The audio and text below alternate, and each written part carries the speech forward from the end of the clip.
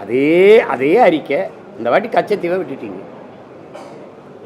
ஒவ்வொரு வாட்டின்னு சொல்கிறோம் ரொம்ப அசிங்கமாக இருக்குன்னு விட்டீங்க. எரிகாட்டூரில் விலையை நீங்கள் எப்படி குறைப்பீங்க? போன தடவை கொடுத்தீங்க, குறைச்சிங்களா? பெட்ரோல் டீசல் விலையை குறைப்பேன்றீங்க.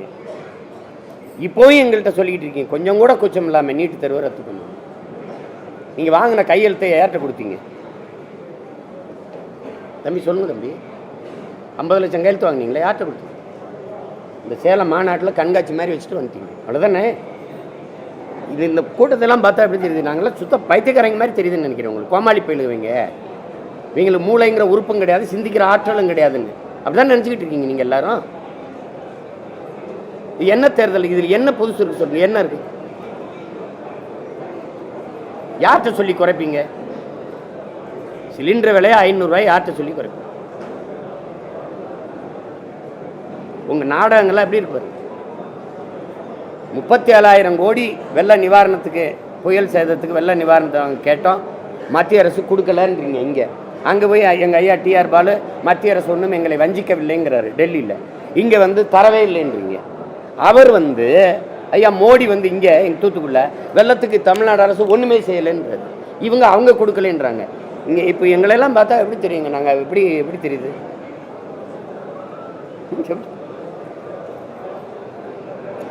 அதாவது ரொம்ப கேவலமாக மதிப்பிடுறதுங்க. அதுவும் தமிழர்களை வந்து மிக மோசமாக மதிப்பிடுறது.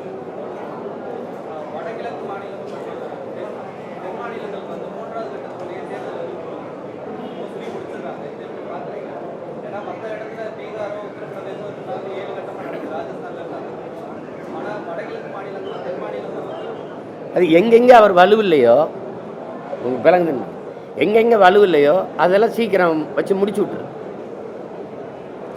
இப்போ இத்தனை தடவை வர்றது எதுக்கு தெரியுங்களா? அவருக்கு செல்வாக்கு கூடிருச்சு, பெரிய கூட்டணி உருவாயிடுச்சு அப்படின்னா இந்த எந்திரத்தில் விளையாடு. நீ வாக்கு எந்திரத்தில் நீங்கள் அது ஒன்றுமே செய்ய முடியாது, அதெல்லாம் இல்லை, அது நேர்மையானது தான் அப்படின்னா இவ்வளவு எதிர்ப்பு ஏன் வருது? அந்த எந்திரத்தில் நீ என்ன கேட்குறீங்கன்ட்ட, இந்த வாக்கு எந்திரத்தில் தவறு நடக்குதுன்னு நிரூபிக்க முடியலன்றீங்க. நான் ஒரு கேள்வி எழுப்புறேன்.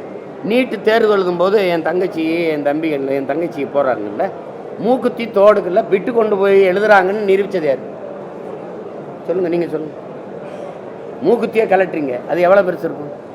தோடு தொங்கட்டான கலட்டுறீங்க, உள்ளாடே கலட்டுறீங்க, அதுக்குள்ளே விட்டு கொண்டு போய் பார்த்து எழுதுனாங்க அப்படின்னு நிரூபித்தது யார்? அப்போ ஏன் கலட்டுற? இவ்வளோ மூக்குத்திக்குள்ள சின்ன மூக்குத்திக்குள்ள விட்டு கொண்டு போய் எழுதிட முடியும்னு நம்ப சொல்கிற நீ, இந்த வாக்கு எந்திரத்துக்குள்ள ஒன்றும் செய்ய முடியாதுன்ற. நீ சந்திர மண்டலத்துக்கு சந்திராயன் அனுப்புனீங்கல்ல, எங்கேருந்து அனுப்புனீங்க? சந்திரனுக்கு பக்கத்தில் இருந்தா? இங்கே ஒரு அறையிலிருந்து தானே அனுப்புனீங்க. இங்கே இருந்து உங்களால் கட்டுப்படுத்த முடியுதுல்ல. நான் இப்போ எங்கள் அம்மாவுக்கு எடுத்து பேசுகிறேன், இதை நீ டெல்லியில் பதிவு பண்ணுறியா இல்லையா? எங்கள் அம்மாவுக்கு நான் உங்களோட நான் பேசுகிறத நீங்கள் பதிவு பண்ணுறீங்களா இல்லையா? என் அலைத்தொடர்பை நீங்கள் பதிவு பண்ணுறீங்களா இல்லையா? சொல்லுங்க, பண்ணுறீல்ல? அதை செய்ய முடியுதில்ல ஒன்றால், அப்போ இதை செய்ய முடியாதா?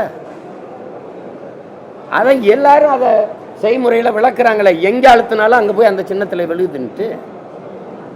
சையது சுஜாங்கிறவர் 2014 நாங்கள் வாக்கு எந்திரத்தை ஹேக் செய்து தான் மோடியை வெல்ல விட்டோம்னு அவர் பேசுனதுக்கு என்ன பதில்?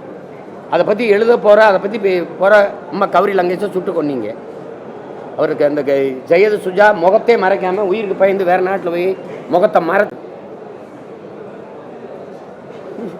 இது சர்வாதிகாரம் இல்லையே, கொடுங்கோன்மை. இது எவ்வளவு நெருக்கடி, எவ்வளவு அழுத்தத்தை கொடுக்குறீங்க எங்களுக்கு.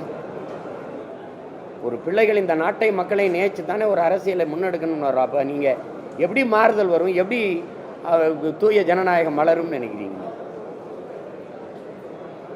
கொடுமை இதெல்லாம்.